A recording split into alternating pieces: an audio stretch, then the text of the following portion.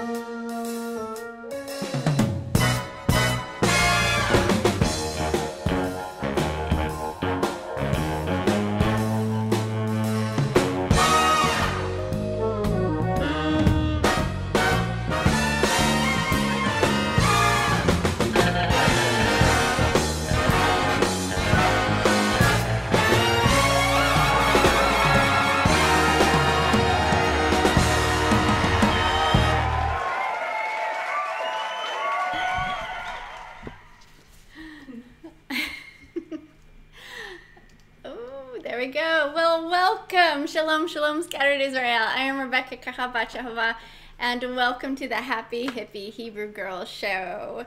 And just so you remember, what I want to do is move your head knowledge into heart knowledge. That is what the show is about. So get ready for a fun 90-minute show coming your way. I've got lots of great things for you. And by the way, this is actually the 1-year anniversary of the Happy Hippie Hebrew Girl Show. 1 year ago I started doing this, so yay! All right. This show is sponsored by Teshuvah Ministries, promoting a simple understanding of salvation and of the Royal Melchizedek Priesthood. Visit www.teshuvahministries.com for more.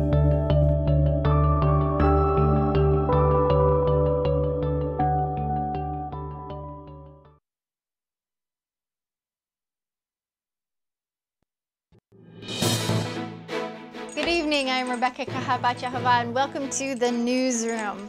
Tonight we are going to take a look at like father, like son. And we are going to discover that Yahshua said the same thing that Yehovah did. He said to serve Yehovah only and serve no other gods. So let's look at what he said. Turn with me to Matthew 4:10. And here in Matthew 4:10, it says, Then Yahshua said to him, Get away, Hasatan, for it is written, You shall bow down before Yehovah your Elohim, and only him shall you serve. Let's see where he echoes Yehovah. Turn with me to Exodus 23:4. You find it in here everywhere, but another place would be Deuteronomy 6:13. But Exodus 23:4 says, You shall have no other gods before me. You shall not make for yourself an idol in the form of anything in heaven above, or on the earth beneath, or in the waters below. You shall not bow down to them, nor shall you worship them. For I, Yehovah your Elohim, am a jealous Elohim, punishing the children for the sin of the fathers to the third and the fourth generation of those who hate me, but showing love and mercy to 1,000 generations of those who love me and keep my commandments. So proof, once again, that Yahshua came to not speak his own words, but the words of the Father. He said to serve Yehovah your Elohim and no others. Until next time, I am Rebekah Kahabat Yehovah. And when you see him, you can be sure that you see and hear the Father. Until next time, I am Rebekah Kahabat Yehovah.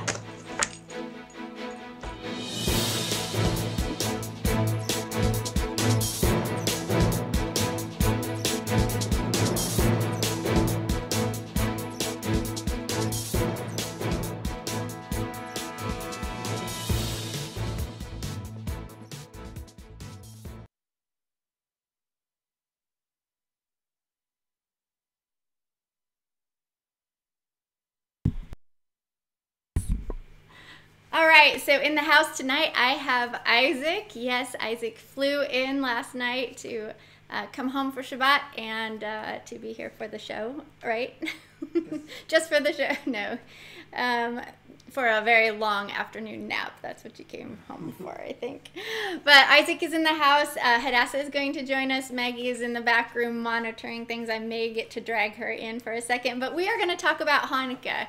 So Hanukkah is coming up this next week, and it's a very, very important festival for us to celebrate. And we're going to just touch on why. We're going to touch on the history of it and why it's so important to for believers to be celebrating it, and then how. So stay tuned for a great show. I have 2 songs for you today that I think are appropriate for Hanukkah. So I'm going to play you a song that we recorded this last summer, that I recorded last summer with Bruce. So they're basically 2 Hanukkah songs that old-fashioned songs that I changed the words to make them Hanukkah songs. So here we go. I'm going to play one for you now, and then my family's going to come and we're going to welcome you together. Go.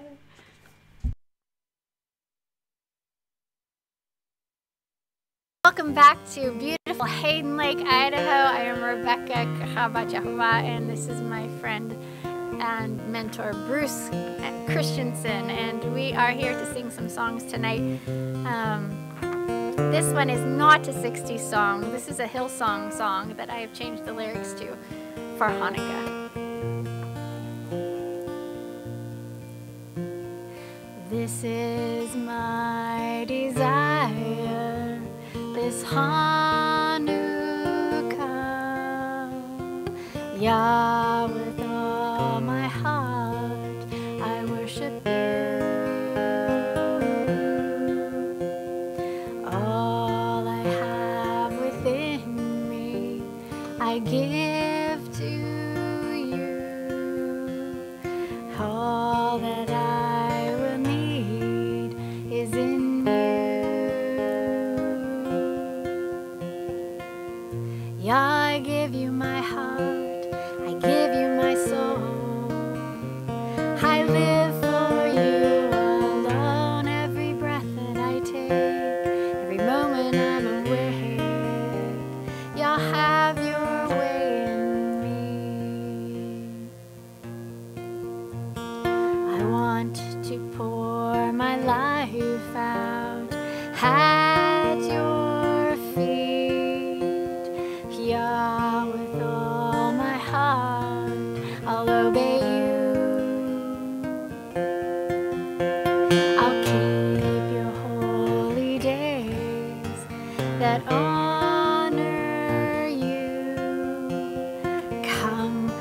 light my flame tonight.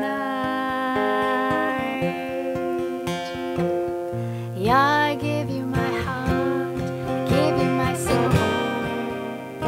My temple is for you, every breath that I take, every moment I'm awake. Yeah, put your house in me. Yeah, please possess me. Yeah, I give you my heart, I give you my soul. I live for you alone, every breath that I take, every moment I'm awake. Yeah, put your house in me. One more time. Yeah, I give you my heart, I give you my soul. I live for you alone, every breath that I take, every moment I'm awake. Yeah, put your house in me. Yeah, please possess me.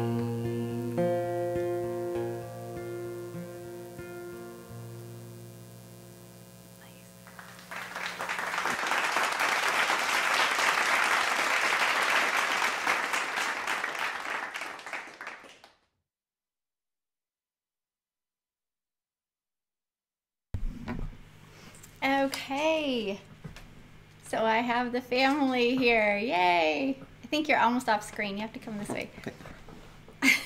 Yeah, room for the mouse. It's like a smaller thing. So this is Hadassah, and this is my husband Isaac, if you don't know already. And I am Rebekah. So I just have some notes here I just wanted to talk about. Okay. We are in our new location. I know it's been a while since we've aired a live Happy Hippie Hebrew Girls show. So, and it's because... Well, we moved. Right. We did move. We did. We moved, and so that took a little bit to get settled in, and it was a little traumatizing, so I had to kind of just, Yeah. put stuff aside until I was ready. So, I guess we're we're here, so we're ready. Well, I don't know if I'm ready. It's just that Hanukkah's here, and you have to just go with the flow. And Ready or not? Ready or not, basically, right? Ready or not, here we go. Right. So as I mentioned, Isaac flew in last night, so he got a very long nap today on Shabbat. I hope you had a really good Shabbat today, and that you got a good nap as well, or a good long walk, or some really good food, or fellowship. One of the things about our move, I was just going to mention that I'm not used to. What am I totally not used to? What do I keep complaining about? Anybody? You don't. The light. The city at night is bright. Yeah, the because light. we moved into town and it never gets completely dark. It never gets completely dark. I'm totally used to the woods where you go outside at night and it's night. And you It's run actually- into a tree. Right. You can't go very far because it's dark. It's so dark. The dark is thick unless you have a full moon. Then it's fab. Yeah. Or unless the sky is full of stars. The night sky is full of stars if there's no clouds. But so I'm not used to it. Like there's light pollution everywhere. That's what I'm calling it, and it's annoying. It's complete because I'm really used to going down with the sun and up with the sun. So at night, I think, oh, it might be time to get up. So I'll open my eyes just a little bit, and then I'll look and I'll see around we don't have curtains yet, which is we're getting curtains, but just the shades and light coming in around the blind, and I think it's time to get up. But that's 1 o'clock in the morning. It's so stupid. Well, I wake up around 8 and it's dark. I know it has been. It's been crazy. With daylight savings time's a mess. Yeah, daylight is at 8. It's where when I wake up. I know, it's completely a mess with daylight saving times. I hate daylight savings. Okay, so just wanted to let you know that these are random thoughts here that but there is no show next week because, even though we just started again, it's because it's Hanukkah, and so we are actually going to have some friends over and have a party next Shabbat evening, so there will be no show next week, just so you know. And then also the new moon there's always a new moon. There's always the 10th new moon during Hanukkah. It's just, it always falls during Hanukkah. Are you dancing, Maggie? Maggie's over here dancing. So no, like there's always a moon, a 10th new moon. Blah! I need my matcha. Can you get me my tea, Maggie? During Hanukkah. Thank you. so I believe that's what, next Friday evening? Is that right? We're going to start looking for the moon? I can't remember, but I think it's next Friday evening. I think it's... so next Shabbat, Erev Shabbat, we're going to start looking. Oh, thank you, Maggie, very much. Okay. Wait. The new moon will be on a Shabbat night. Sorry. It's next Shabbat night? Yeah. Okay. All right. Well, you can look that and find out with the creator's calendar. So I don't even know what that note is.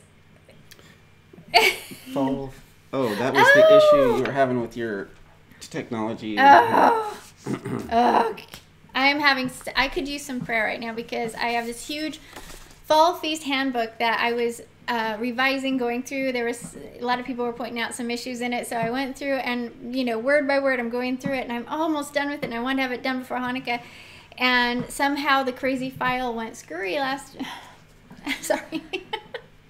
week, and I can't save it. I can export it, but I can't save it, and so I'm having a really hard time with the file. And I don't know if any of you are if any of you live in the computer and you work in the computer, you'll know how hard that is on your heart. So what's the after program? It's InDesign. Okay. In Apple. So with it's a Macintosh. And you're having trouble doing what operation? I'm having trouble getting the file open and continuing my edits and then saving it. It won't save. It will not. So they're all grayed you're having out. trouble opening an existing No, file? I can open it, and I've done, uploaded, or I've, gotten the new software, or upgrade. Thank you. Update. Thank you very much. So I'm just struggling. So I could use some prayer to hopefully. I kind of put it aside yesterday. I put it aside yesterday, and I just spent the day editing Bruce and Maya's music because that was fun. But anyway, so I would sure love some prayer there. Okay.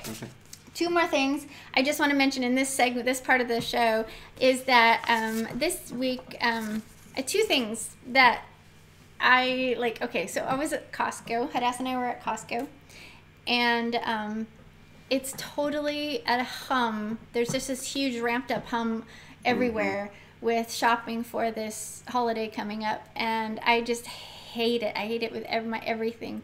And so I know exactly what I need at Costco. I'm going straight in to get what I need and get out, and it's just packed. It's more crowded than ever. It's always this month. There's just more people there than, and you're trying to get around the big boxes because they've pulled in so much more inventory because everybody's buying this stuff that's just going to, they're going to buy it and they're just going to they're going to enjoy it for like a day or two, and then it's going to go in the storage unit, and then they're going to have to move it when they move, and then at some point it's going to go in the landfill. It's just so stupid. Anyway. Yeah. So I have big issues with this. Might as well just drive the delivery truck straight to the dump. I know. But when I went to a Costco with my mom, and all these people were so crowded in the store. I know, but what I saw was I'm calling them Costco slaves, and I mean that like for. Because you have to get everything at Costco. No, I like Costco, but I mean like that. What I came out of. I can't talk. You came out of the store. I came out of the line where you pay, and Hadassah and I were leaving. You know how you go by the pizza and the ice cream and all that, and you have those tables there, and everybody's sitting there eating. What are people thinking? Like, that's a meal?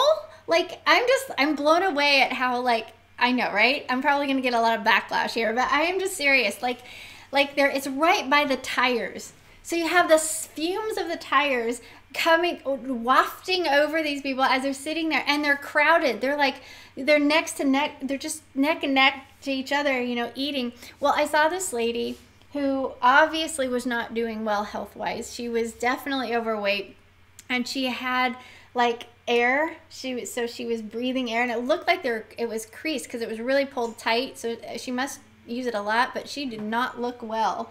Her husband's sitting there. They're eating. What are they eating? They're eating like Coke and all this yuck, and she's white and pale, and I'm like, why are you feeding yourself this stuff that's going to kill you. And I'm like, do you not know? Is there not enough information? Do you not have enough head knowledge? What is it that's going on? And literally, as I'm looking at her, I'm like, man, I just felt like I was seeing in like a, I don't know, like I was separate from the moment, and I was seeing kind of from a view up top of how all these people are slaves. How we all are slaves on some level, and how he came to set us free. He came to set us free from so much. But like, just if you can just back up a little bit and look at what's going on. I mean, she's shoving food in her mouth left and right simply because it tastes good. We're slaves to our taste. We're slaves we don't make the connection that what we eat I know is affecting our health. And a hot dog and a Coke is classic American wholesome. And we're food, the most sick country in the entire world. Just look at what we anyway. It's not just what you eat internally, but it's what you eat with your eyes. It's what you eat with all movies you watch and music you listen to and people you're around and things you attend and all this stuff. What you read and stuff. And we're just eating all this garbage and it's almost like that the individual person on a general level doesn't care. Like, it blows my mind how most people just simply don't care. They just get on this track and they're just running and they're going that way. They don't even know where they're going. They're just like on this little, you know what I'm saying? Anyway, I was just realizing how in this holiday brings out this slave thing. We eat we take what we're fed. Right. And that we amount, whatever size, If it's a giant, whatever size candy bar, bag of names they sell at the store, that's the size you're supposed to eat. And if it says snack size, then that means you can have several. But you need to be careful. Okay, so what is the one thing? But you need to be careful for what you eat. That's right. You gotta be careful what you eat. In all ways. What you eat with your eyes, what you eat with your ears, what you eat with your mouth. What is the one thing you said? I just want to touch on this for a sec right here about this whole season, about Christmas time. What you feel happens at this time of year, like. Well, it's the spirit. Right. I hate to say the word. I'll say it once. People call it the spirit of Christmas, right. And it's true. It's a real demon, right. A real monster that the people all get together and have these rituals at the beginning of the season, and it summons up the monster back out for every year. It comes up, and the people empower, feed the monster and empower it with their collective energy, and it powers, and wakes up the monster, and then the monster starts directing the action and telling everybody what to do. That's what it feels like, and it's slaves to the monster. And it possesses the people. Right. And we're going to talk about that. We're going to talk about the heart being like us. We are temple and temple for our God, and so we choose which God. So if you ever want to talk to your neighbors or somebody about the holiday stuff, pick any other time of the year, because right now everybody's just possessed. It's temporary insanity. That's what you call it. It is. It's a temporary insanity, and you just see it in people's eyes. They go all kind of glassy. Glass glazed over. I'm a drone. I don't have a thought. They hate it. They absolutely hate it. So they know it's stupid. I'm in Costco. They hate doing it. Most people do. They hate the music. They hate but yet everyone is just compelled. I know. It's by the... I'm in Costco. I see all these men in there, and I can see and hear their head going. They're rolling their eyes going, oh my gosh, what? They're thinking this is so stupid, and yet they're there. They're buying stuff for the dang holiday. I know. I heard... buying gifts for... buying... I heard a couple there was a couple of good. DJs. A couple of weeks ago, I heard a set of DJs on a morning show. And one was saying, talking about the holiday, and he's like, people should not... What I do hate... He says, I celebrate the holiday, but I don't think we should be celebrating it early. He's like, Christmas starts on Thanksgiving. I tell ya. That's what we've been saying. Not before. That's what Papa taught us, was that Thanksgiving is the kickoff. Now, what about the vomit? Well, then there was a lady who had obviously had her house well decorated and all her stuff out, because she said, she was just commenting that, Thanksgiving's over, we had the big meal, and then Christmas threw up all over my house. That's what it feels like when you look into people's homes. I mean, but that's what our home was like. A long time ago. Not now. Oh. No, not now. Our home used to look like. Did I say that the wrong? I meant it's the way it used to look like before we repented. Yeah, we never did the nasty, super gaudy, stupid. No. You know, like the place by your dance studio. All the inflatables. My gosh. Unbelievable. Unbelievable. And it's just so trashy looking. Okay, I think this segment's done. It's so gaudy and so trashy. It is. It's very sad. You know, one thing that I just... I was thinking, you know, people have plastic trees now. Maybe pretty soon they'll have fake plastic presents. Oh, presents. There you go. Fake plastic food. And they'll just bring the same stuff out every year. This society is going so far away from each other that we're going to have fake plastic husbands and wives. Yeah. We'll have a fake plastic family over and put them out and then put everything away at the end. Okay, so I have to just close out the segment by saying that I have no idea what you, the viewer, is thinking about now. Whether you know anything about this, you know what we're rambling about, and how how Christmas and we're going to talk about Hanukkah, but like. How evil the origins of Christmas are and the whole thing is. But one of the things that I just want to remember to my family is like, and every year I feel like falling down to my knees and repenting again, because I'm so sorry that I ever partook in that in the holidays at this time of year. But I remember when we used to drive down 95 and I would see the big shops. And they would have like Target, and Target would have the big, Target, the big red sign, and it's glowing at night. But I remember being so angry at them for not turning it off on Christmas Day. I thought it was incredibly disrespectful. Do you remember? Like there was a couple big stores like that I was livid at. I was like, you have no respect for this holy day. Like that was me, like probably 15 years ago. Sure. And how far I've come in the sense of what the Ruach has done in my heart to move me into repentance, to get eyes to see that no, that is not a holy day. In fact, it's a day from the pit of hell. And so I didn't want to touch it. So, true. Well, we're created to celebrate. We're created. Right. We're wired for having holidays and certain things. Yeah. So we want to, but we just got to be careful. That's why I say I think this whole change from the pagan rhythm, which is, Christmas, New Year's, Easter, Valentine's Day, Easter, goes all the way down the line. That rhythm by which we live our life, the rhythm that the stores pushes in front of us all the time. Okay.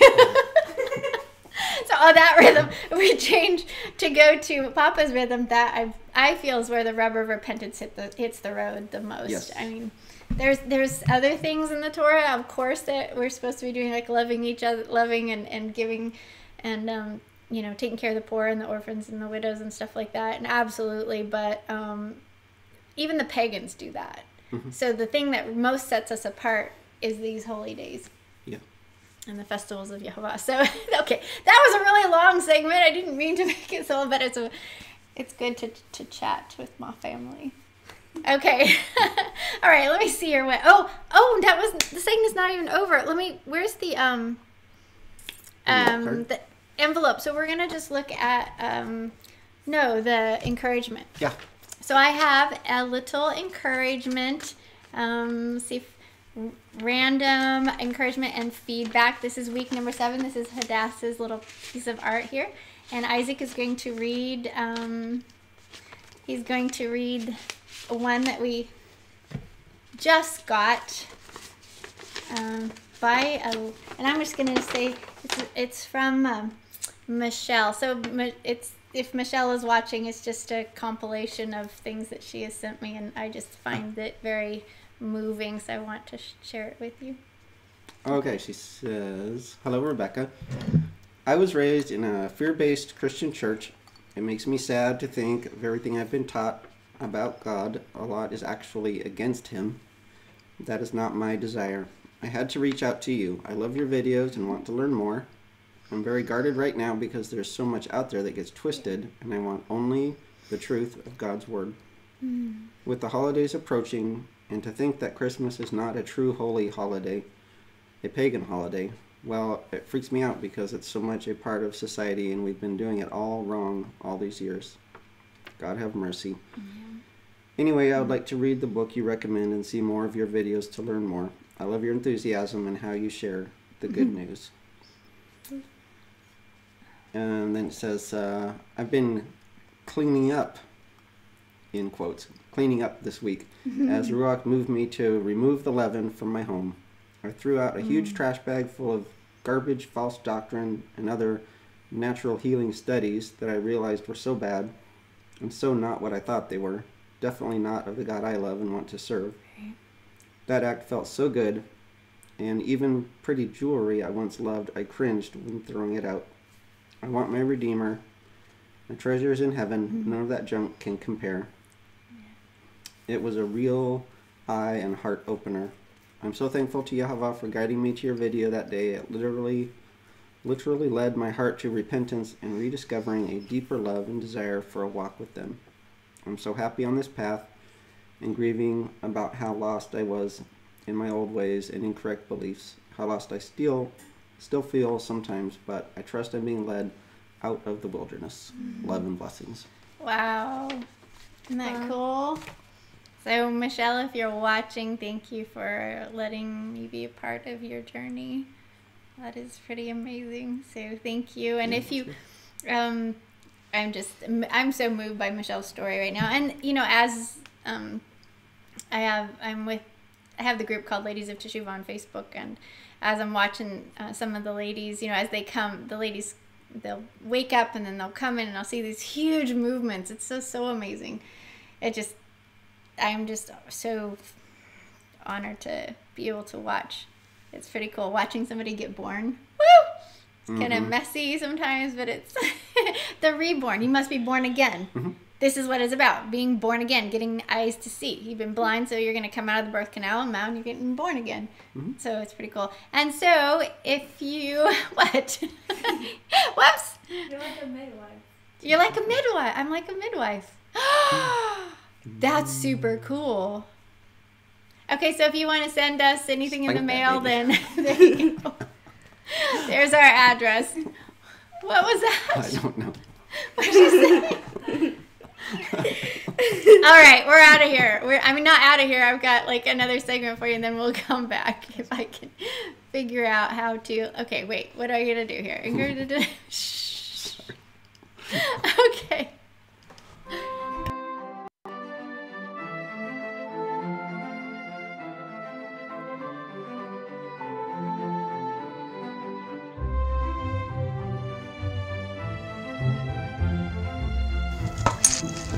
Oh, hello. Well, what are you doing here in my storage unit? Really? Well, you were just passing by, but you'd like to hear a story? Oh, I'm so glad. I'd love to tell stories, and this is a perfect place to tell stories from, because there's so many things around me that remind me of memories that I have that I love to share. So yeah, come on in. Definitely, come on in and sit down. Absolutely. See if you can find a place to sit. Let's see. What story shall I tell you? Something I just ran into just a few minutes ago.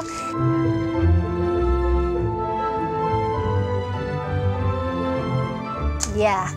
So, as I like to start all my stories, once upon a time, a long, long time ago. So this story I'm going to tell you, once upon a time, a long, long time ago, I celebrated the pagan feasts. Yes, I did. I celebrated Christmas and Easter and all those. I never celebrated Halloween. I hated that holiday, but I did celebrate Christmas. Some with a vengeance, actually. And I just ran into in my storage unit, into 2 Christmas CDs. Oh, that I had forgotten. I forgotten I had to get, and I got to get rid of them. Because I got rid of everything that I had once got for Christmas, right? But you know what this reminds me of?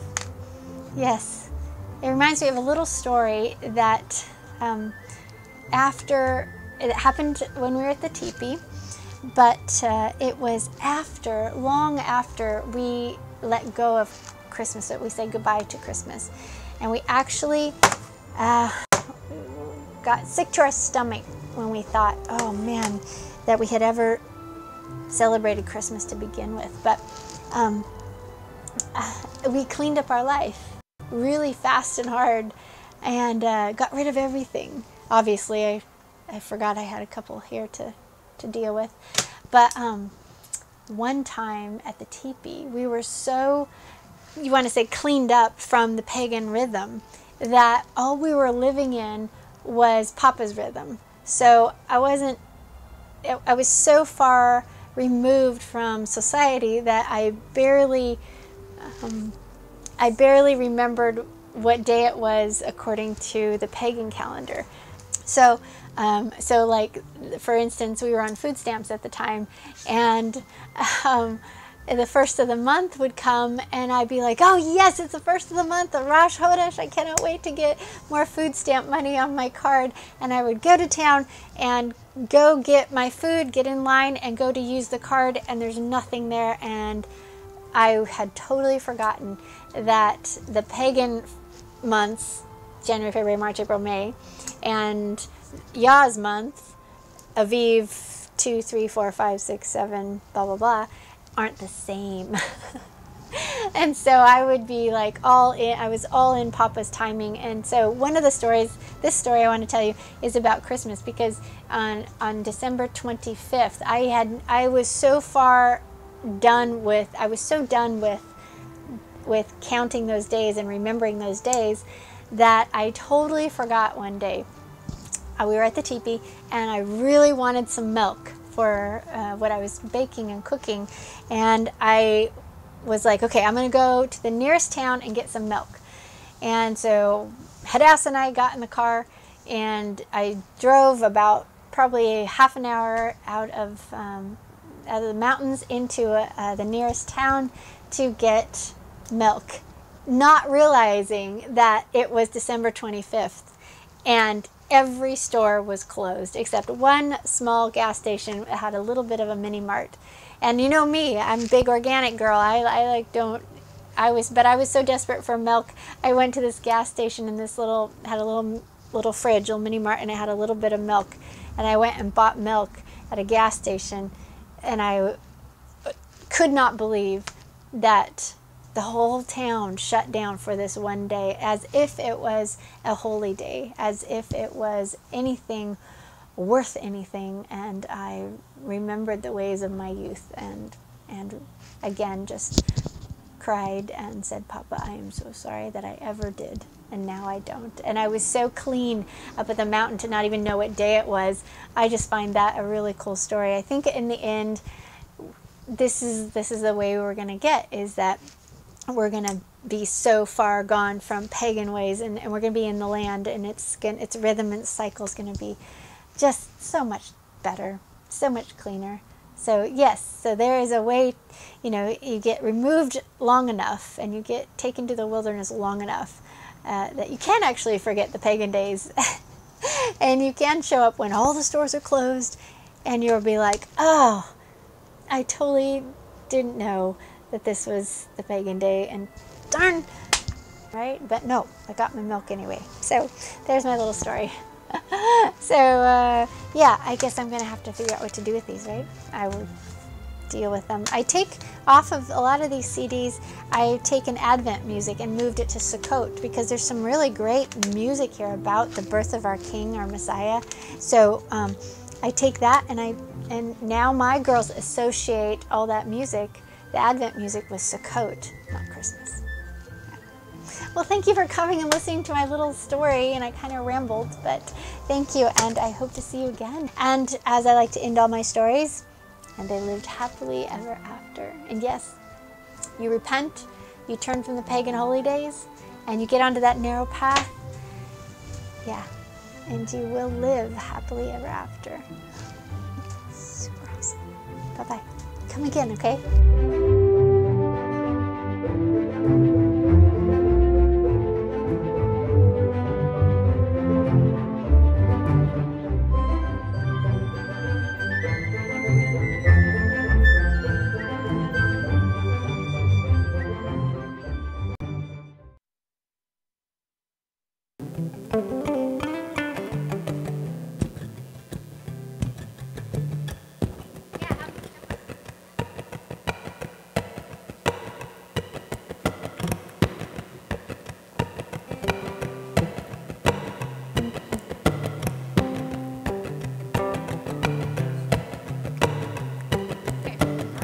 welcome to Hayden Lake, Idaho. Beautiful Hayden Lake, Idaho. There is no lake like this lake.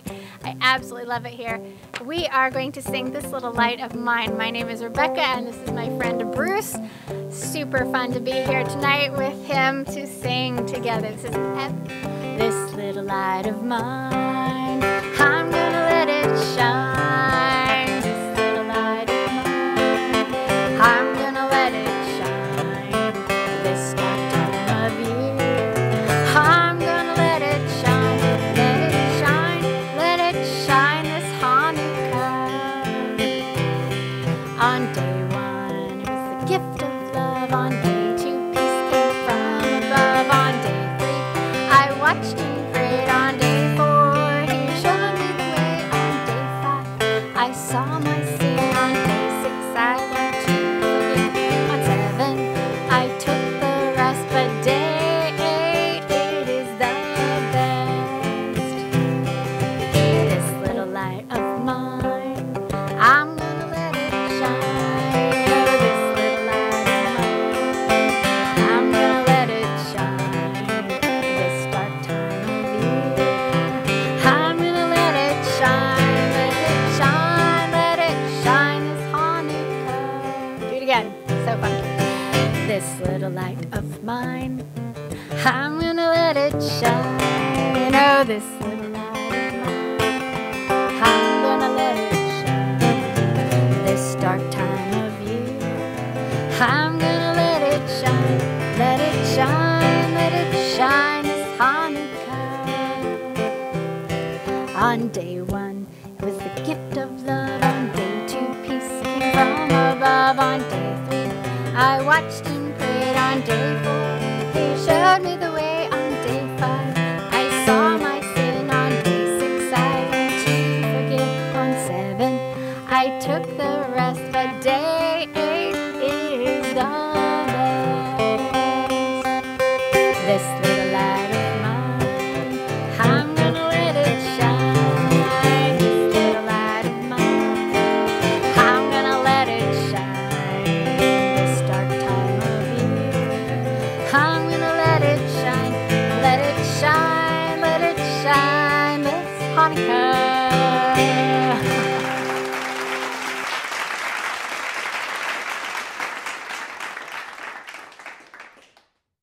I watched and prayed. On day four, he showed me the way. On day five, I saw my sin. On day six, I learned to forgive. On seven, I took the rest. But day eight is the best. You know that?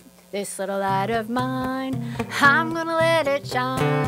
This little light of mine, I'm gonna let it shine. This little light of mine, I'm gonna let it shine. Let it shine, let it shine this Hanukkah. On day one, it was a gift of love. On day two, peace came from above. On day three, I watched and prayed. On day four, day five, I saw my sin. On day six, I learned to forgive. Seven, I took the rest. On day eight, actually day eight is the best.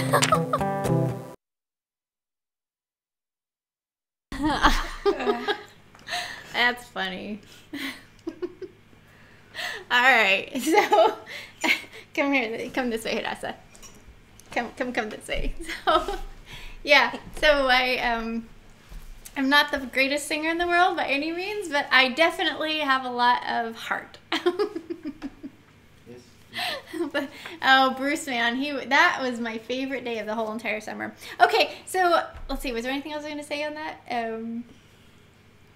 don't know, I thought of something while that was playing, but... All right, so there you have two fun songs for Hanukkah to sing. All right, so Hadassah, you and I are going to ramble for just a quick moment. First of all, tell me what is Hanukkah about? Well, Mom, let me tell you. And I love you. It's about... Go ahead, I'm listening. We've got giggles. Oh no. We might have to come back. Okay, go ahead. It's about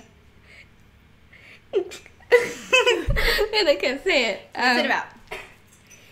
What is Hanukkah about? Cleansing your temple. That's right. Cleansing your temple. Your tummy? No. The temple that's inside of you. Yes, the temple in your heart. Okay. And what is it? You're actually planning an event. She's planning an event for next week. So tell everybody what you're doing next week. Well, I got this tradition I'm doing every Hanukkah. Look right there. See the camera? See the people? Yeah. I can't see anybody. Go ahead. I've been doing this tradition like every Hanukkah celebration we do. But this time I'm treating out some friends to Krispy Kremes. Okay, yes. So she invites a whole bunch of friends over for one night of Hanukkah, and she treats them with her own money to a Krispy Kreme donut. So It's awesome. It's quite a few years we've been doing this now. You've been doing this. Okay, now you have one thing to read to us. Yeah. And what book is this? Courtship in Crisis. Courtship in Crisis by Thomas Umstead. Umstead. I'm not sure quite how to pronounce his name, but go ahead. I thought it was a really cool. She came to me early today and she goes, "Mom, I have a quote for you," and she reads quotes. She reads this, and I thought it was really good. So go ahead. Okay. It says right here, repentance literally means to change your thinking, but changing your thinking can be harder than changing your actions. There you go, from Thomas. So repentance, according to this book, well, according to the scriptures, he's just clarifying in his own words. That was really good. Well, thank you, Hadassah. Yay! No applause from over there? There it is. All right.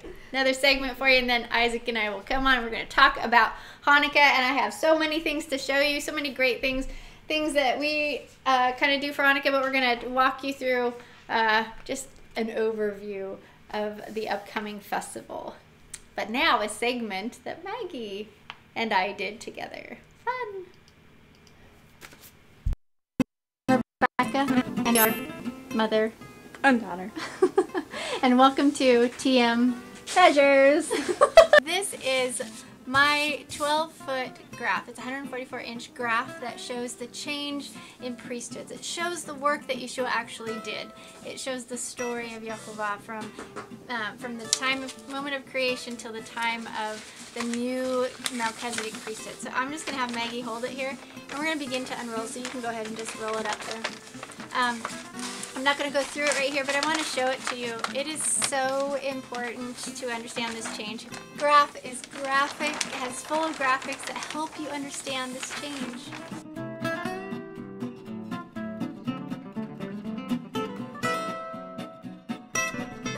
So it's going to actually help you understand what has changed. There you go. Here. And then right here. This has literally taken me years and years and years to do. After editing Dr. David Perry's books, Isaac and I are, we saw this before before we met Dr. David Perry, but he gave us words to some things that we didn't have words for, and so we really wanted to do this for Yahshua, for the King, for the work that he has done and that Yehovah has done, they have accomplished. So you need this on your wall. I know you might not have a 12-foot wall, but somehow you could display it in maybe a scroll form to help you teach your friends and family about the change and how important it is to get into the Melchizedek contract, the new covenant contract. So there we go, the King. Yay! This is an amazing teaching tool. You could use it in your fellowship with your groups or whatnot. And here, I'll let you. Thank you.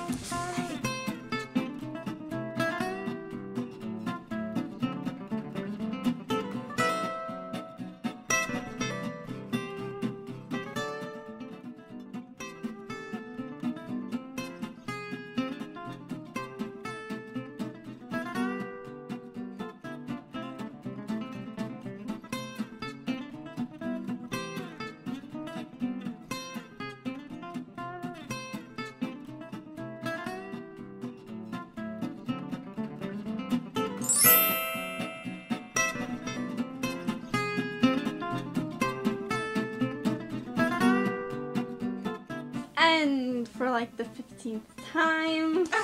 Welcome to Teshuvah Ministries Treasures. Treasures. Treasures! I can't say treasures.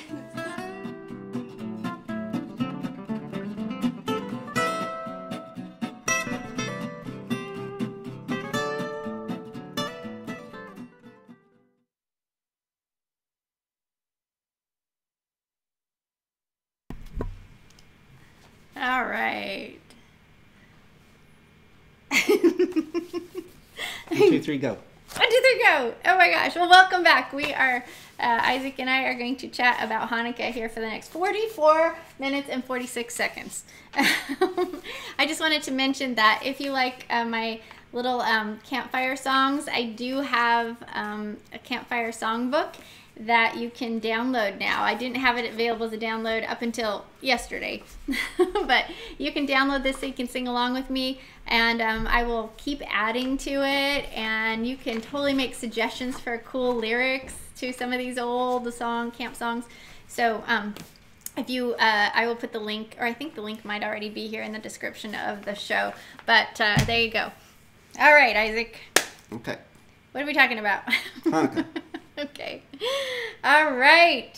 Now, oh, I know it. I have a Prezi I'm gonna put right beside us. Okay. There we go. Oh, It's on your head. so go that way just a bit. Okay. How fun.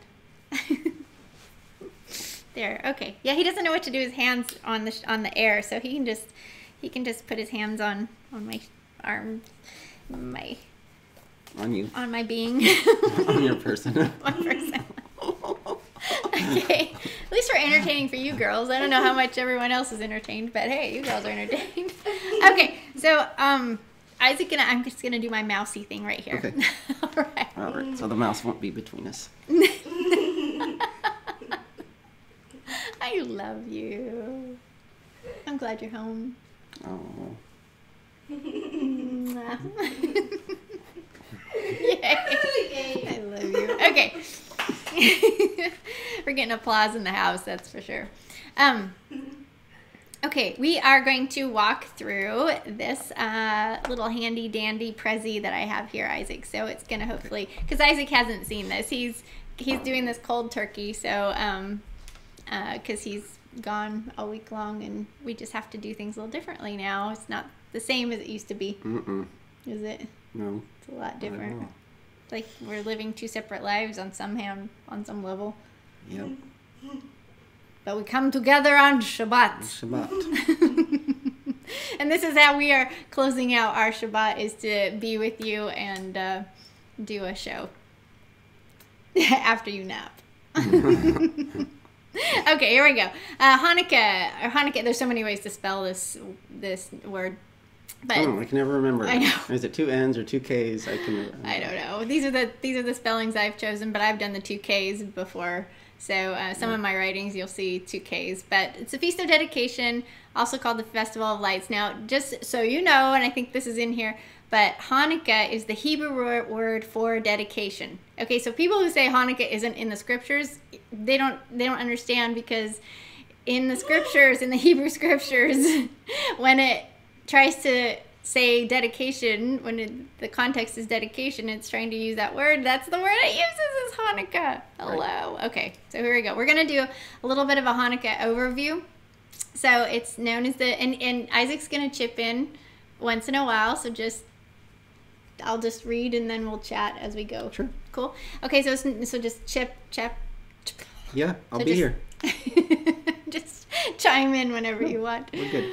Okay, so it's also known as Feast of Dedication. Like I said, it's the Hebrew word, Hanukkah's Hebrew word for dedication. Okay, so Yahshua celebrated it in John, I think it's John 10, I think, somewhere around that area. Yep. And he interpreted it by what he preached on and what he did. So next week during Hanukkah, so Hanukkah starts Monday night. So Monday night at evening, when the sun sets, starts the first day of Hanukkah. That'll be the 25th day of the 9th month, which is the instructions on how to find Hanukkah. But next week I'm going to do a Bread of Life reading. So we're going to read what Yahshua did during Hanukkah. Mm-hmm. So I'm not going to go through that right now.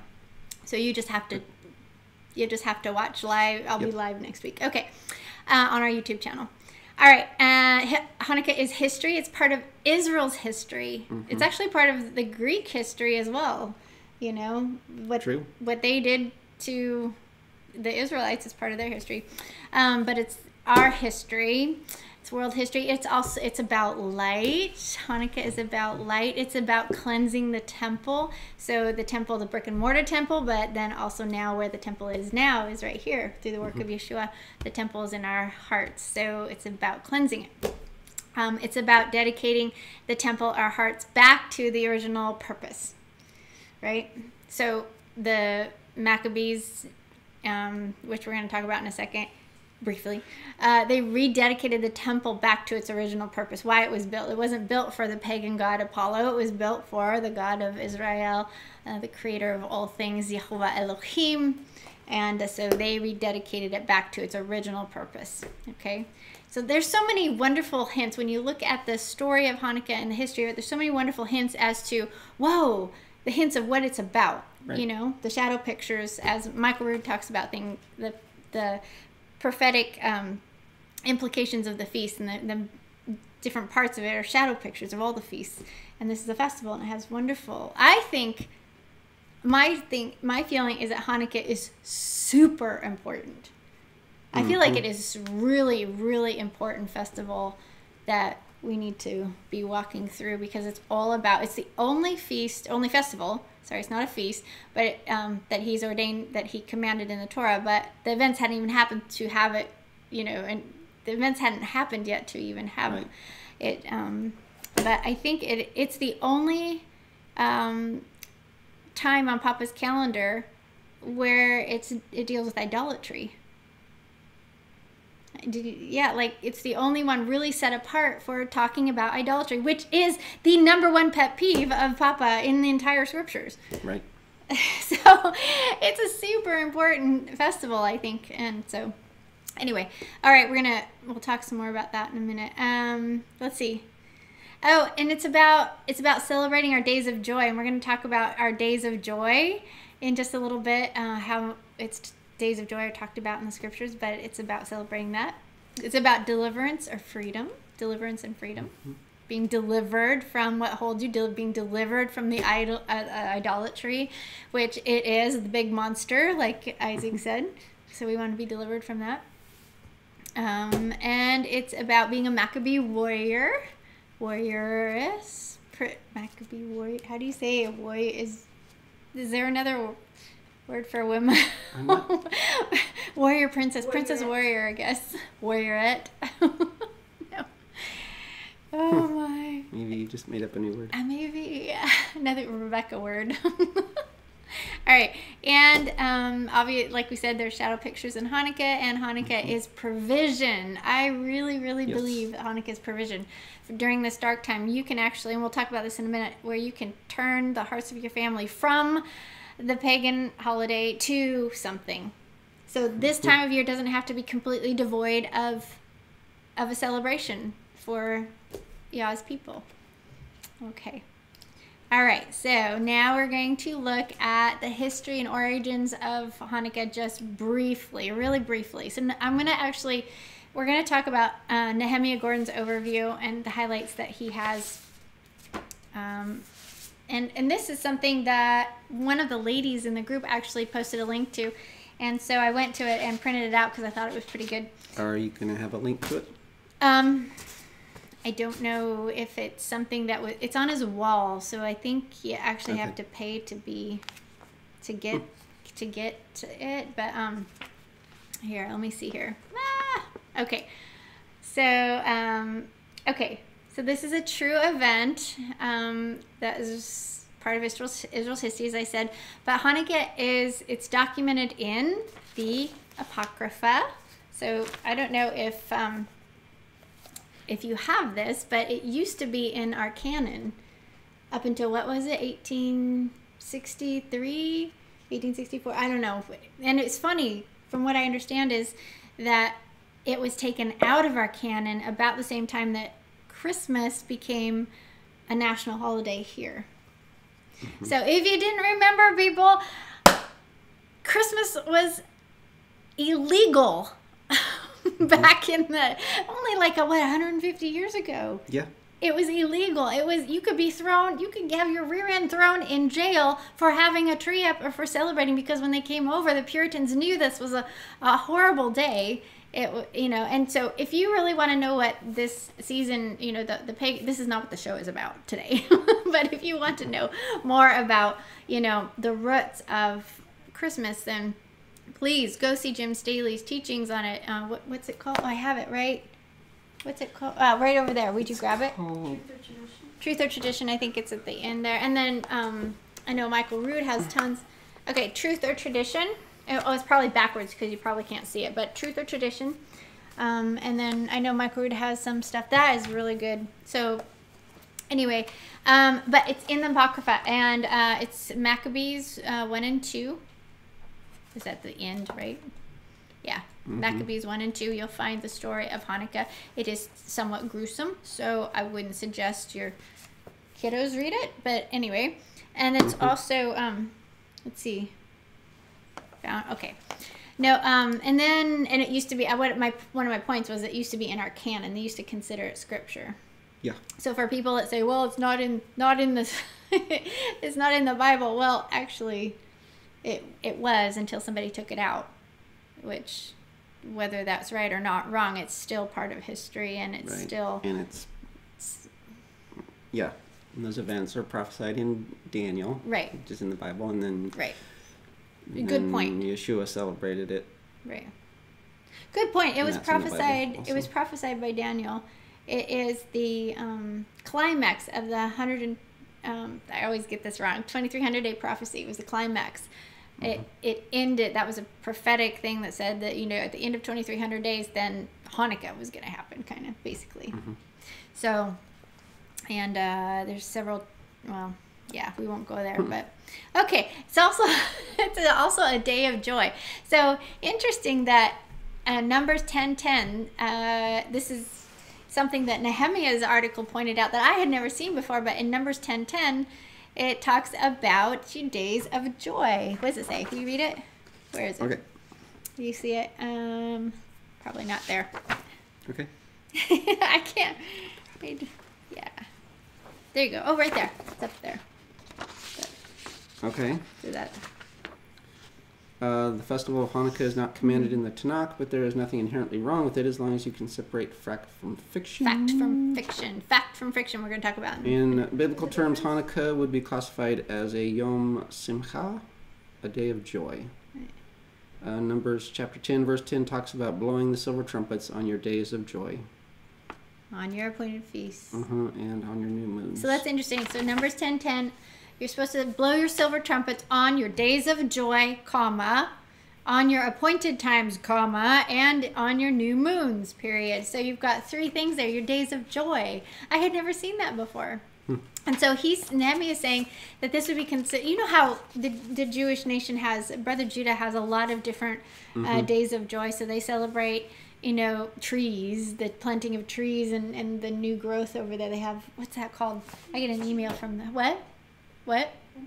Oh, anyway, they have different, and I'm not saying they're all right. I'm just saying that they have a lot of days of joy. And his whole point was prior to the temple being destroyed and Hanukkah happening, they had a lot of days of joy that they were celebrating and marking moments that Papa had come through for them, and they were celebrating these. Right. And so this days of joy and your appointed times, which would be the Moedim, which would be the holy 7 set apart Shabbats, right, as well as the weekly Shabbat, and then your new moons. So I think that is super interesting. So days of joy would fall, or Hanukkah would fall under the days of joy there, because it's celebrating something that Papa did. He came through. And so let's see. Yeah. Oh, and then it's also mentioned in the so that took place in the period. Okay, let me see if we can go here. Oh, scroll of fasting, which is an interesting thing that Nehemiah points out. The scroll of fasting is a 1st century document. It records that 3 years before the first Hanukkah, Antiochus number 4, Epiphanes, issued the following decrees designed to eradicate Israel or assimilate them. So there's this scroll of fasting that actually was a scroll from the 1st century that was that was telling people what days to not fast on. So the whole point of it was to say what you're not supposed to fast on. One of the and Hanukkah is mentioned in the scroll of fasting, which is super interesting. So here's what when Antiochus took it. So if you don't know about Hanukkah and the history of Hanukkah, what actually happened, then you need to do some research. And I would suggest watch my video. I'm gonna have some links here for you, but also Nehemiah Gordon has some great stuff. Michael Rood has some great stuff. Jim Staley has some great stuff. There's some good stuff out there, and we're gonna talk about what to watch out for at the end of our show today. But there was this Maccabean revolt that happened, and so I'm just gonna briefly summarize here. But 3 years before the first Hanukkah, Antiochus Epiphanes decreed that the Jews, brother Judah, deny the kingdom of heaven. They had to do these certain things, right? Or they would die. Deny the kingdom of heaven, say we have no portion with the God of Israel. They could not mention the name of the God of heaven. I think the actual quote is, do not mention the name of the God of heaven on your mouths. So interesting enough that the Greeks are the one that started the ban on the name. Okay. I think that I know Nehemiah talks about that a lot. That it was when the rabbis put the ban on the name, it was basically to protect people from getting slaughtered. So that's where it started. But the Greeks were the ones that made that command first. Okay. And then a few months later, then they put a prohibition upon circumcision and a prohibition against keeping Shabbat. So that was, if you did any of those things, then and you looked Jewish or whatever, because you did those things, then you would be killed. So this is what they began fighting for. And I think it was circumcision and the keeping Shabbat that was what broke the camel's back. No, that wasn't what broke it. No. 3 months later, on the 25th day of Kislev, which is the 9th month, so 25th day of the 9th month, which we're in right now, the Greeks rededicated the Jerusalem temple as a sanctuary to the sun god Apollo. I thought it was Zeus. It was Apollo and Zeus the same thing? Nehemiah says it's Apollo. They're the same. Are they the same thing? The Greeks and the Romans gods are the same gods, but they have different names. Oh, okay. So, and then they sacrificed pigs on the altar. So this is the straw that broke the camel's back, is when they did that, then the Maccabean revolt happened. So they fought for 3 years and then liberated the temple.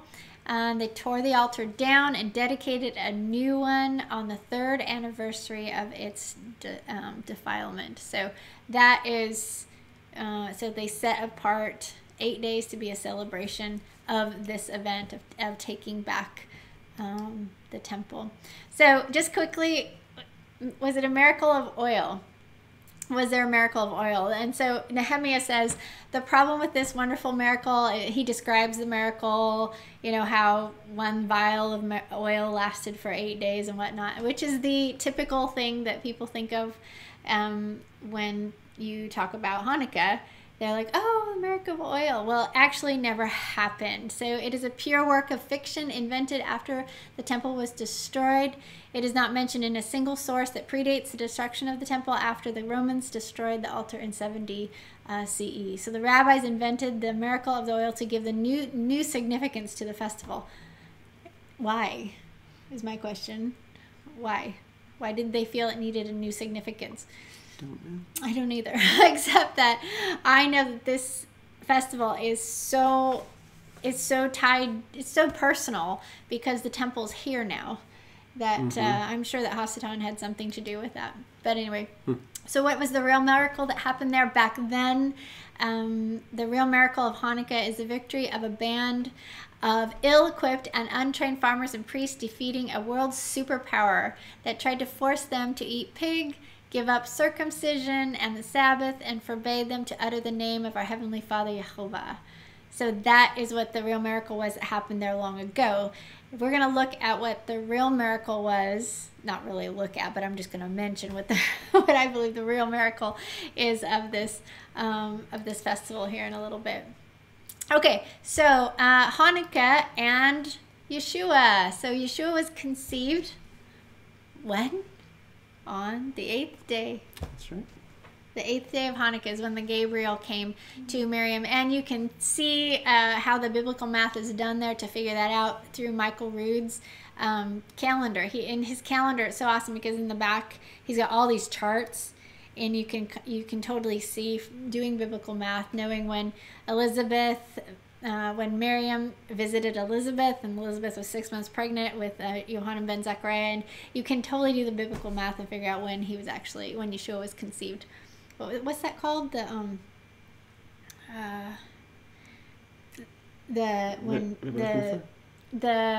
word that's a big word that is used to describe when Miriam became pregnant via the Holy Spirit. Immaculate Conception. Thank you.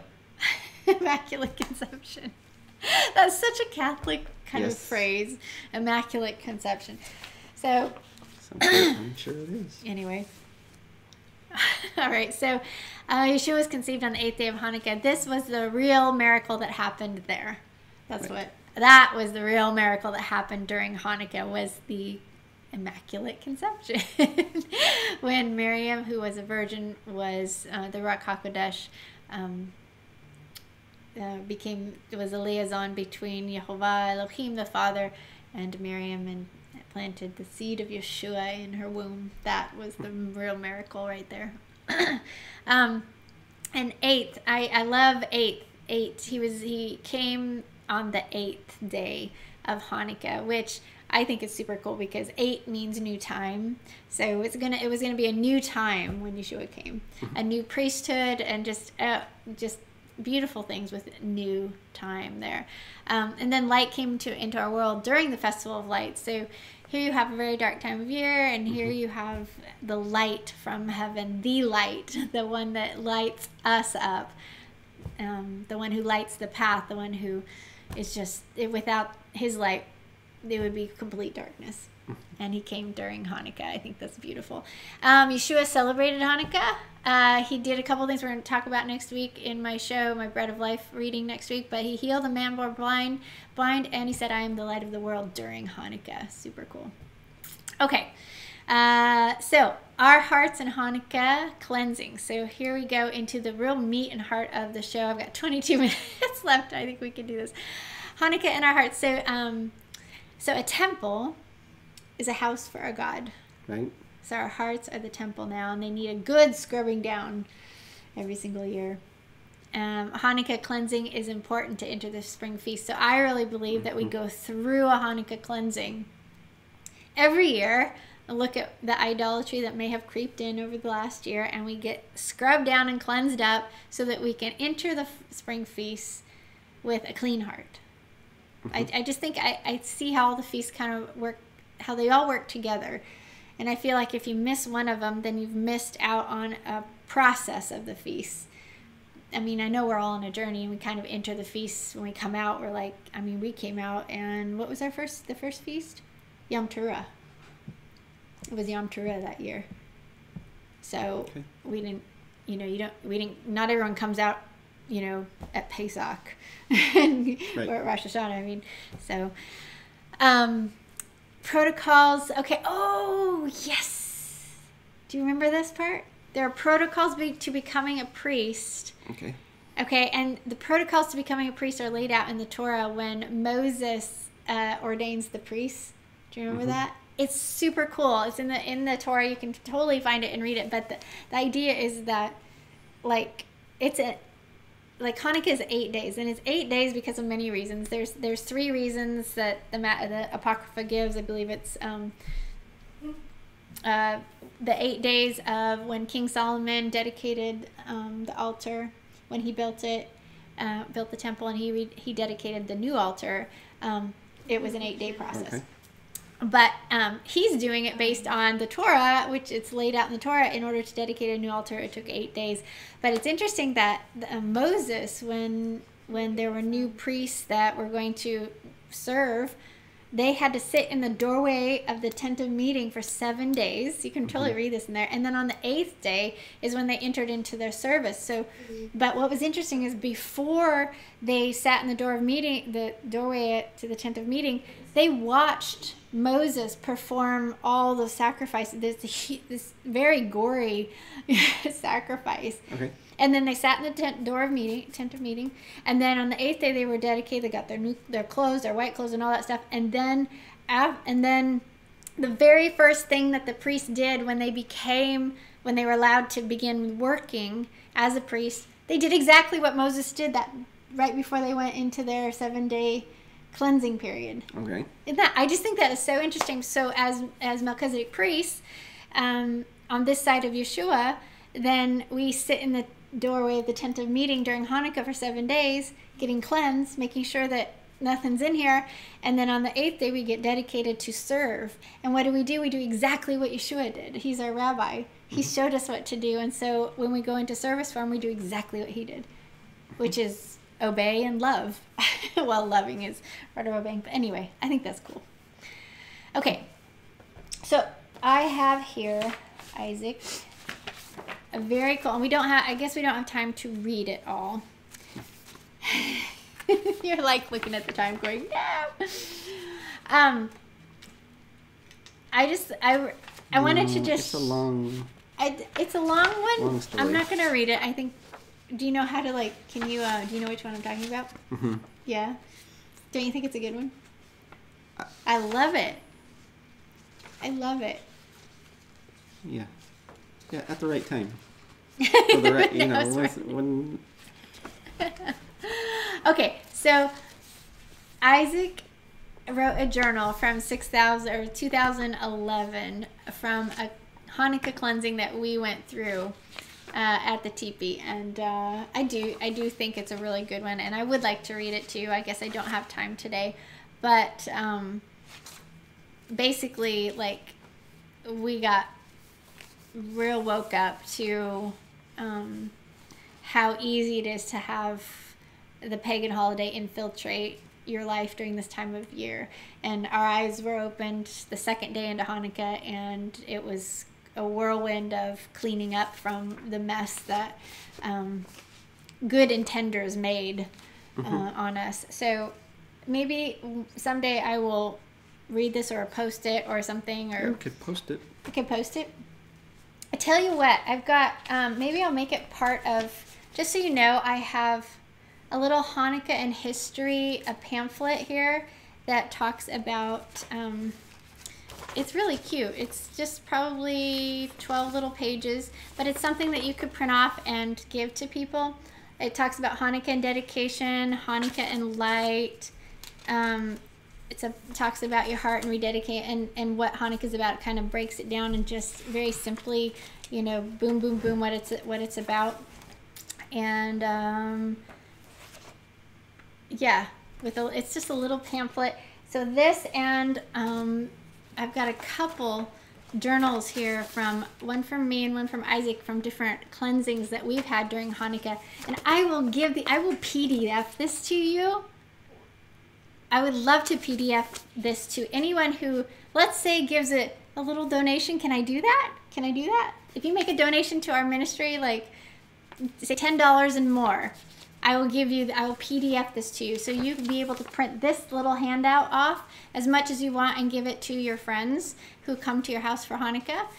So that I would give that to you. And then I will give you our journal entries so you can read our stories of a couple different cleansings. We have other cleansings, but anyway. Yeah. How's that?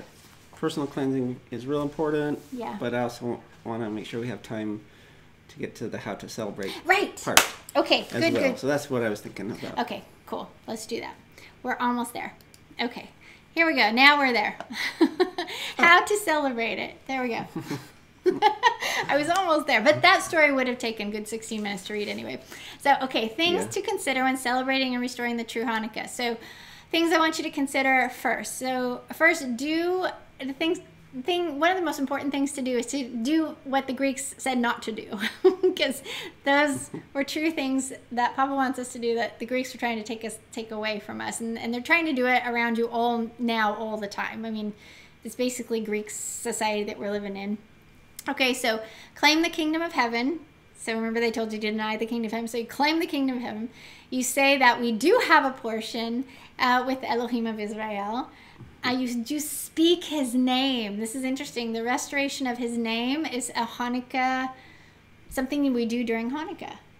It's really really cool thing, because they tried to take it away from us, and now we're going to restore it by speaking his name during Hanukkah all the time. We're going to begin to do it if you're not. And then circumcised, and of course, physical circumcision is one thing, but our hearts is the most important, having that circumcision of the heart.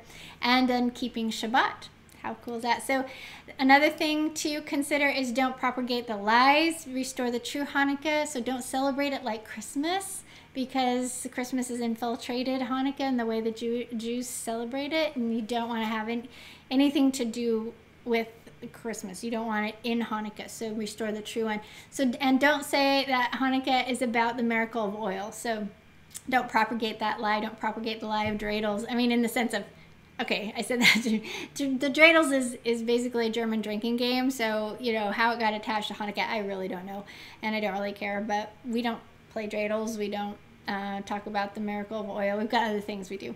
And don't propagate the lie that Hanukkah is a pagan holiday, because it's not. It's how it was infiltrated by Christmas, so it looks like it might, but that's not the real one. You want to restore the true. You can restore things when they started good, right? Right. So, all right, and then it is provision. We can remove Christmas. I love it, because we can actually remove Christmas from our homes and then actually turn around and give our children something to focus on and our families something to focus on.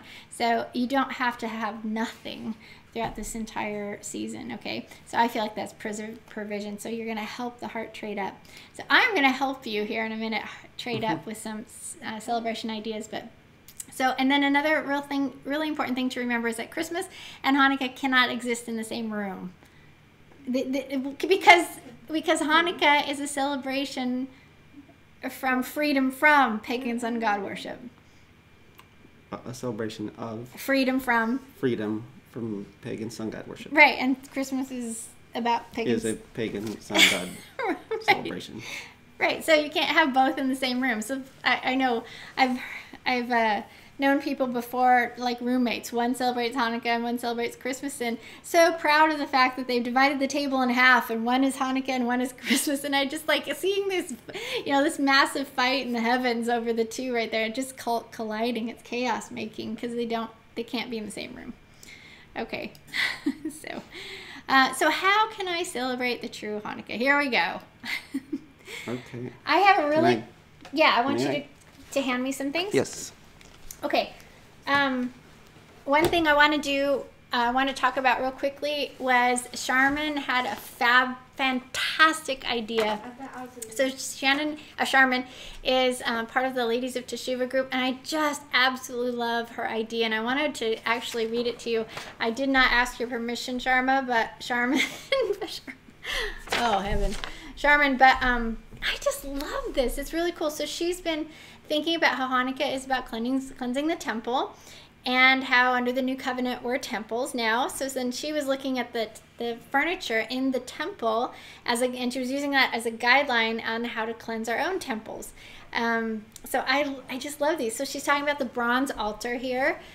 She thinks of how the pig was sacrificed on the altar. And how the Maccabees destroyed that one and built a new one. So then she's asking the questions of herself. Am I eating unclean animals or doing other things that are polluting my temple? Is she bringing unclean sacrifices like Christmas, for instance, and expecting Yah to bless it? I just love that. And then there's the bronze altar.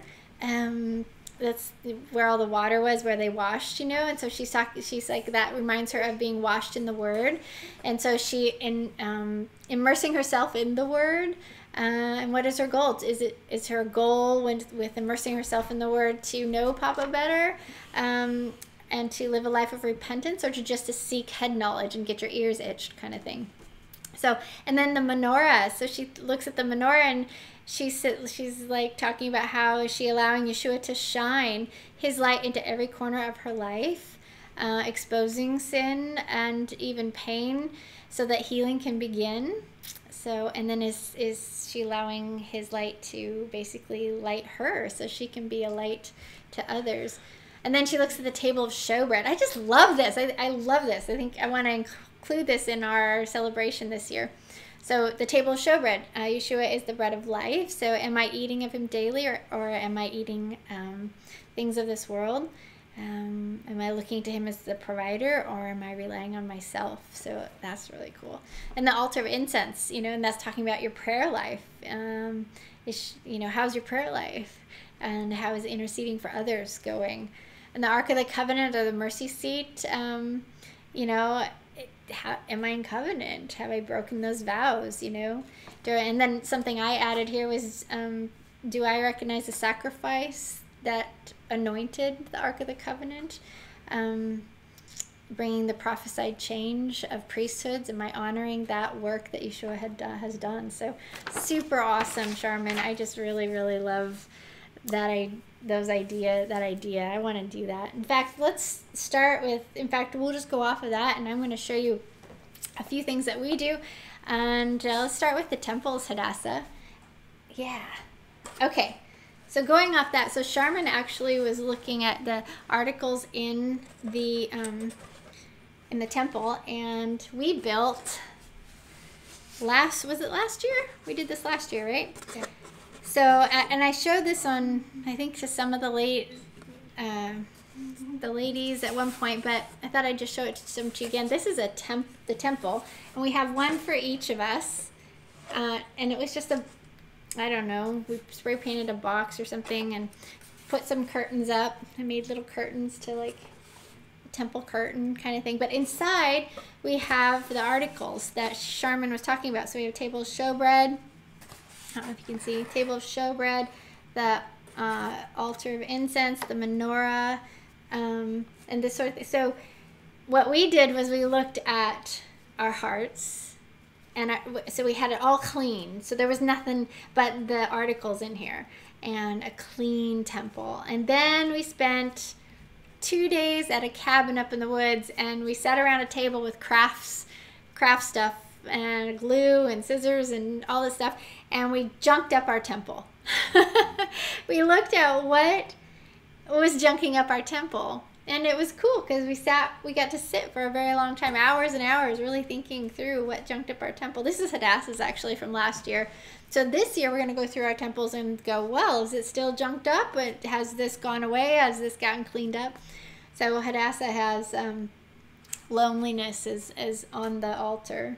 So she's obsessing over. So these things that are junking up the temple, not necessarily everything in here is...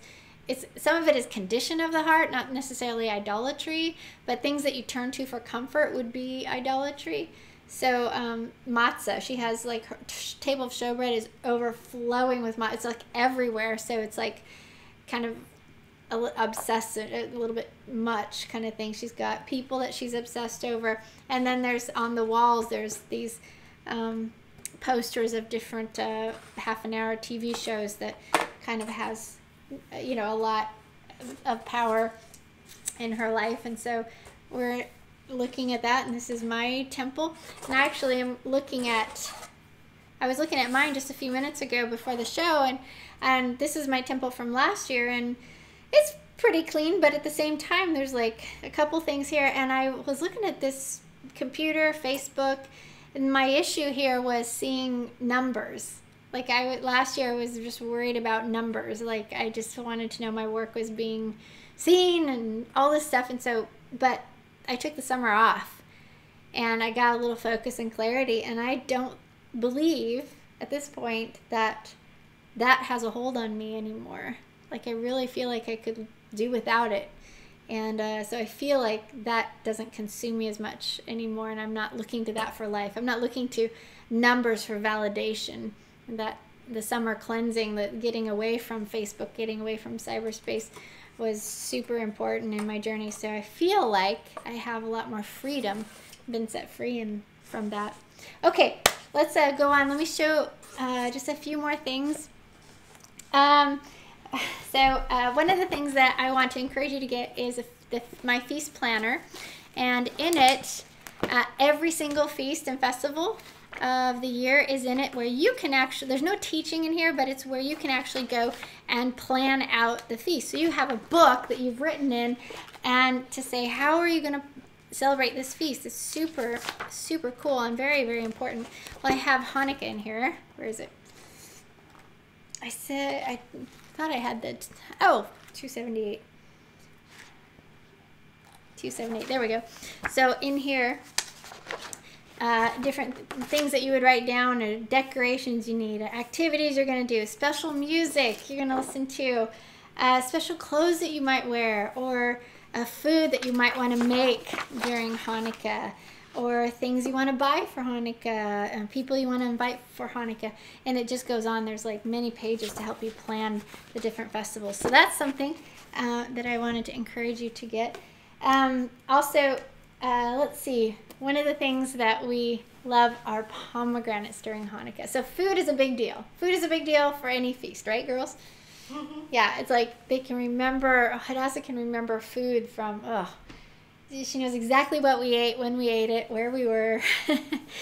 And if I don't serve the same thing, the traditional food on the feast days, she'll call me on it. But pomegranates, something that is super good for the heart, a fruit that is so good for the heart. Actually scientifically proven to be good for your heart? Your heart, or a certain system in your heart. It's good. It helps it function correctly. Oh, so it's actually not just good to eat, it's good for your heart, like for the organ. For your organ. And we love it on pomegranate seeds on yogurt. Oh man, it goes on everything during Hanukkah. Super fun. Okay, Hadassah, hand me the headbands game. So we play games. So we light the candles, the menorah. So behind me, you see, this is our, can you see it? You can't see it. Let me see if I can move this. I'm going to actually close that down so you can see it. There we go. Okay, so I don't know if you can see this here, but I hope so. This is a Hanukkah. So it has 8 candles down here for the 8 days of Hanukkah, and then a servant candle up there. So there's 9 candles. The servant one, you light each one from the servant one, and we dedicate a candle to somebody who's brought light into our life this last year. So like Daddy will light this one the first day, and he'll dedicate it to someone, and then the next day I will light this one and I will dedicate it to someone. And so then every day you're rehearsing who has brought light into your life. It's really cool tradition. And then you have a typical menorah. This we got in Jerusalem, but I also light the temple menorahs because that is what they relit in the story. So, and this one is oil. So I have 3 different ways here of 3 different kinds of menorahs here. So this one has, this is iron, right? Is that iron, metal, some sort of, it was made in Israel, but they're cups filled with olive oil with a little floating wick in it that I get from Israel. And then this one has glass bulbs with oil and floating wicks in it. And then this one obviously has the candles. So super fun. With speaking of that, here, Isaac, would you just hand me that real quick? Mm-hmm. So I'm just going to show you really quick what one of the things that I do during Hanukkah is I make candles. So this is wax from a beehive. Well, it doesn't come quite like this, but the beekeeper, the beekeeper makes it like in pads like this. So I have quite a few of these, and here you go. They're super heavy, but I bust them up and I make candles, and I think it's a perfect time of year to make candles. Light, I'm going to enter that by making candles for the whole year. So I make Shabbat candles, I make Hanukkah candles, I make Havdalah candles, the braided candle. All right, so here's headbands, a game we love, but we've got it for Hanukkah. And right, Hadassah? Mm-hmm. So we have every night when we light the, I know where I was going with this. Every night when we light the menorahs, we play games until the candles burn out. So one of the games is I've made little cards here for have Hanukkah themes, and then we play the game. So here we can put, this goes right here, and then it goes on her head, and then we go around the circle. We all have one, and then we try to help her guess what she is. So it's I am the light of the world. Obviously that's Yahshua, but we go around trying to help her say that. So that's a fun game. But you can make your own little cards right here, and they're just done on little poster boards, so it's stiff. And there you go. Okay, wait, hand me another thing, and then yeah, do the blue lights. Give me the blue lights. And the music. So one other thing that I do is I love blue lights on white cord. So I just get a ton of these, and this is the light, little white lights. Instead of white lights, I do little blue lights to kind of separate it out from Sukkot, because Sukkot I do a lot of white lights. So that I do with Hanukkah's blue lights. So also I love Hanukkah music. So I've perused the internet a lot trying to find some, bought some CDs. I love Kenny Ellis' Hanukkah Swings. It's very fun. I can't play anything for you now, otherwise, because they're copyrighted, but there's some great music for Hanukkah that has to do with, you know, just fun stuff. There's not a whole lot about Hanukkah that has really deep part. You have to kind of peruse in different subjects to find like songs on light, songs on dedication, songs like that. So it's a little bit difficult to find really deep, meaningful songs, but hopefully somebody will come out with some. Although I have two that I just played you. All right. Anyway, I also send thank you cards, little Hanukkah thank you cards to people when they come to visit or come to a party that I throw during Hanukkah. At night, when we're sitting and doing our games and stuff, we'll also begin to look at scriptures about light, scriptures about dedication, scriptures about idolatry. So memory verses, basically. And Hadassah, hand me that gelt bag right there. Okay, so one of the things I did when the kids were little, I know this is going over, but one of the things I did when the kids were little is I love gelt, but sometimes I run out. So Isaac made me these little wood chips. So if I have gelt, then I'll use gelt, which is, you know, chocolate, wrapped chocolate, coin chocolate. But one thing I would do is, like, I want to teach my girls what was light and what was being light and what was not being light. So when they were little, it doesn't work anymore. What does it, girls? But if they brought light into the family, then I would give them a piece of gelt. If they sucked life away from the family and brought darkness, then I would take gelt from them. They owed me gelt.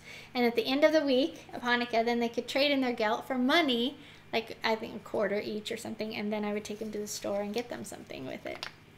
That was a fun little... Do you want to do that now, Maggie? 19 years old? I guess if the gelt was worth something, right? Yeah. It'd have to be worth quite a bit.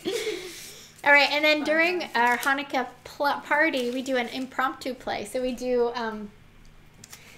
a really fun impromptu play. The Maccabees, I wrote a script, which is available on our store, my web store, which you can download today if you want. You can go buy it and download it right now. These are character pops that I call them, and I put them in rice in bowls when I have a huge party. So I have the table full of people, and I'll put these in the rice bowls, and then people will choose what part they want to play in the impromptu play that we do as a group. Super fun. So in the back, you've got a little description of who that is. That is, you know, Alexander the Great, and yada yada. So these are super fun. These are available on my store as well. They're just handmade, so don't get your hopes up. Don't expect something out of, you know, something out of China. This is handmade by us. Okay, hand me just a couple more things there. The scrolls and then the paper right there. So for the dedication, so on the 8th day we do a dedication ceremony, which, by the way, you are all invited to join me and the family here for an 8th day Hanukkah dedication. We are basically, it's premiering on It's premiering on December 10, Monday night at 5:30 Pacific Standard Time.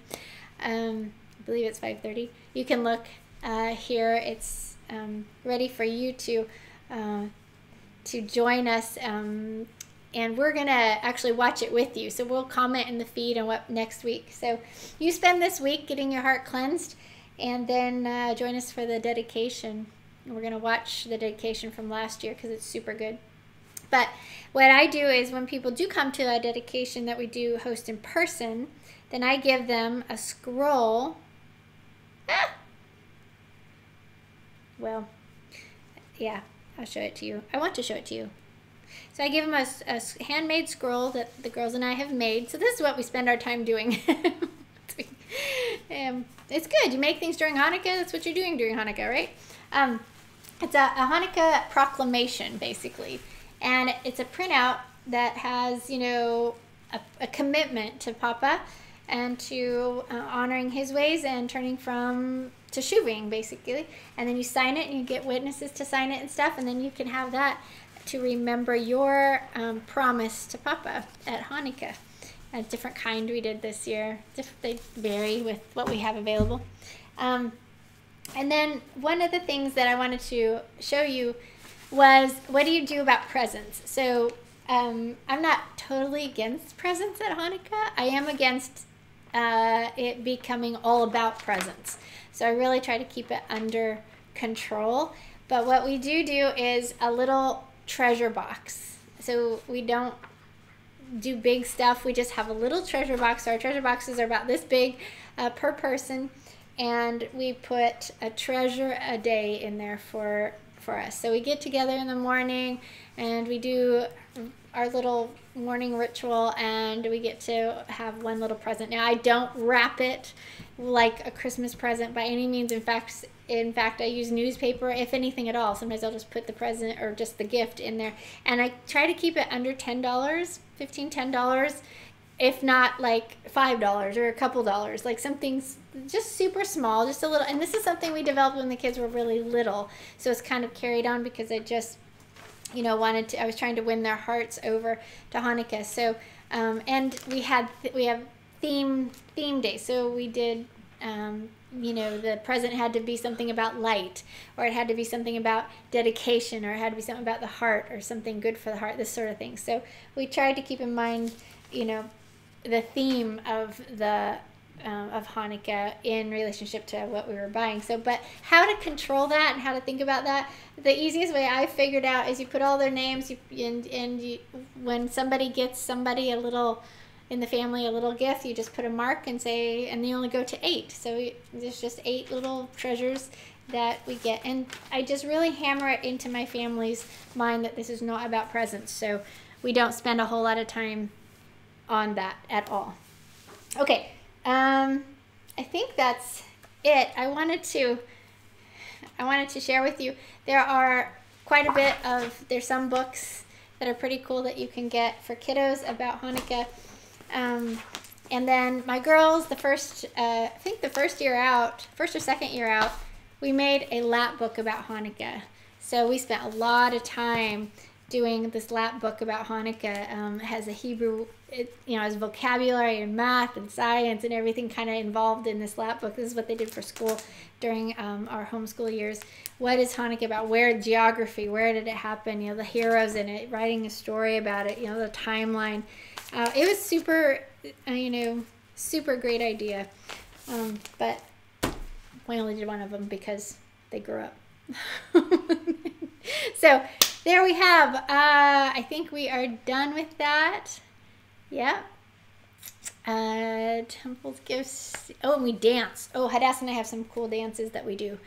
Well, actually, all of us. We do the, what's it called? The Imaim and the Hora dance. Those are super fun. Yep.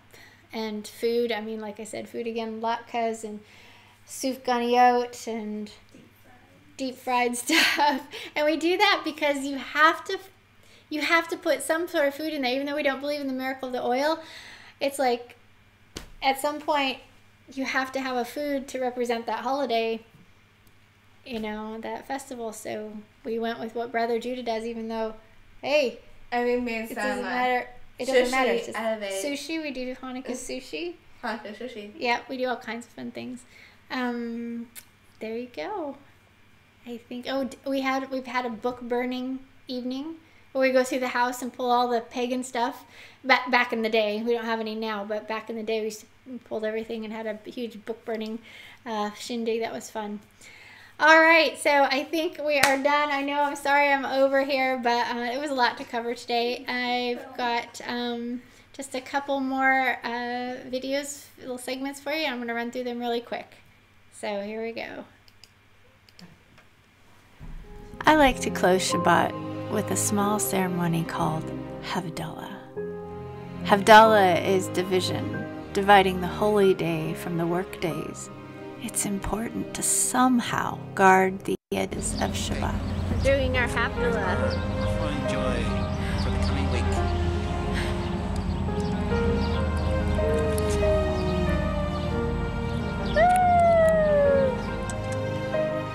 There are so many ways that you can enter and exit Shabbat.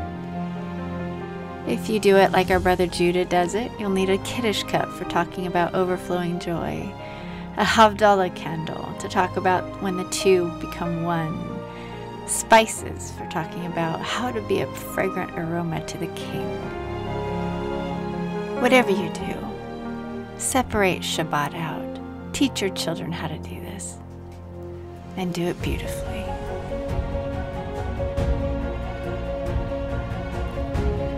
May the ways of Yahweh Elohim, the God of Abraham, Isaac, and Jacob, burn into the minds and hearts of the next generation.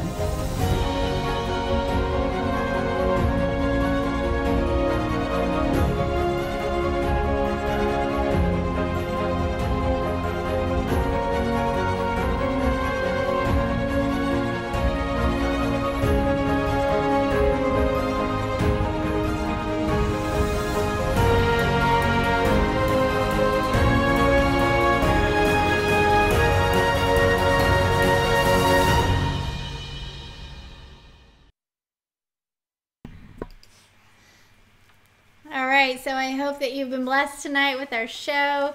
I hope that you've been inspired and that you join, if you're a Lady of Teshuvah or a Lady of Repentance, that you join me over in Facebook at Ladies of Teshuvah. It's a beautiful group. You're going to love it if you come over and join us.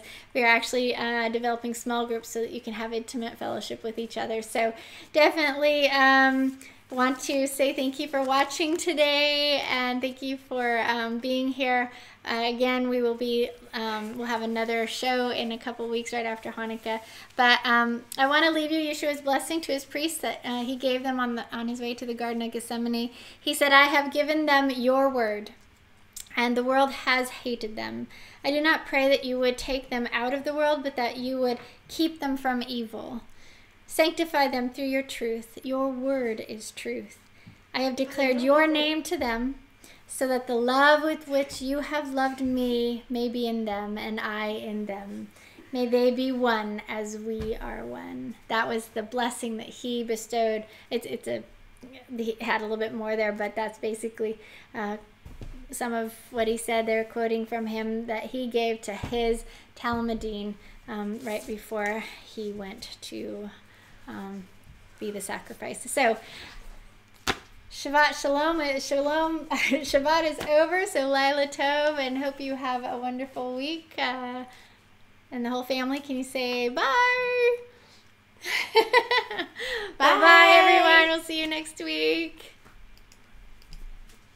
And faithful support is much needed in order for our ministry to thrive. If you have benefited from our work, then please become a patron today. Visit www.patreon.com/Rebekah Garvin to give your support. Thank you.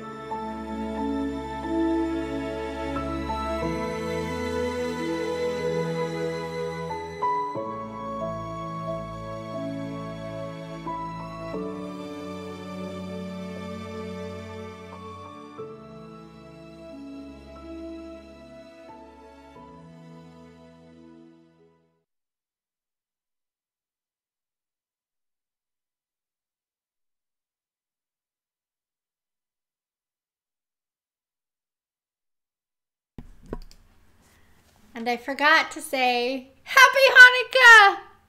Have a wonderful Hanukkah this week. Shalom.